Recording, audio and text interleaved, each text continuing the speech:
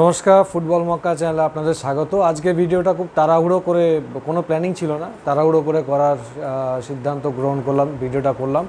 আজকে সুপার কাপে কেরালার সাথে 2-0 গোলে হেরে ইস্টবেঙ্গল বিদায় নিল সুপার কাপ থেকে।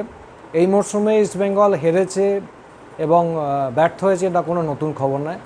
যে কারণে আজকে ভিডিওটা করা, 3 দিন আগে যখন ইস্টবেঙ্গল মহিলা দলকে ন্যাশনাল লিগ চ্যাম্পিয়ন হওয়ার জন্য সংবর্ধনা দেওয়া হচ্ছিল, সেখানে ইস্টবেঙ্গল কোচ অস্কার ব্রুজন মোহনবাগানের নাম করে খুব বাজে একটা অশালীন ইঙ্গিত করেছিলেন ক্যামেরার সামনে। সভ্য সমর্থকরাই অশালীন ইঙ্গিত করতে পারে, কটু ভাষা প্রয়োগ করতে পারে, অশালীন ভাষাও প্রয়োগ করতে পারে, তাদের কোনো দায় বর্তায় না। আপনি কোনো ইস্টবেঙ্গল সাপোর্টার আমরা করতে পারি, এতে কোনো দায় বর্তায় না। কিন্তু যে সমস্ত ক্লাবের অফিসিয়ালরা রয়েছেন এবং যারা টিমের সাথে সরাসরি যুক্ত, এবং বিশেষ করে যেখানে হেড কোচ বলে কথা, তিনি যখন এই পর্যায়ে নামতে পারেন এবং এইভাবে একটা অশালীন ইশারা করেন একটা শতাব্দী প্রাচীন ক্লাবের নামকে সামনে রেখে, এবং তাদের সামগ্রিক পারফরমেন্সের পরেও যখন এইভাবে সেই কোচ, ইস্টবেঙ্গল কোচ, তার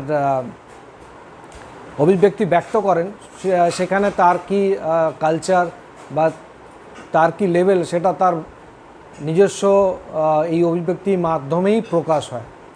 একটা জিনিস শুধু বলতে চাই যে খেলাটা না মাঠে নেমে খেলতে হয়। আমি বাইরে কি করলাম না করলাম তাতে কিছু এসে যায় না। আমি কি জানি না জানি এবং আমি আমার প্লেয়ারদের মধ্যে সেটা কতটুকুনি দিতে পারছি, প্লেয়াররা কতটা নিয়ে সেটা মাঠে তার প্রতিফলন করাতে পারছে, এটাই হচ্ছে মুখ্য ব্যাপার এবং এটাই হওয়া স্বাভাবিক।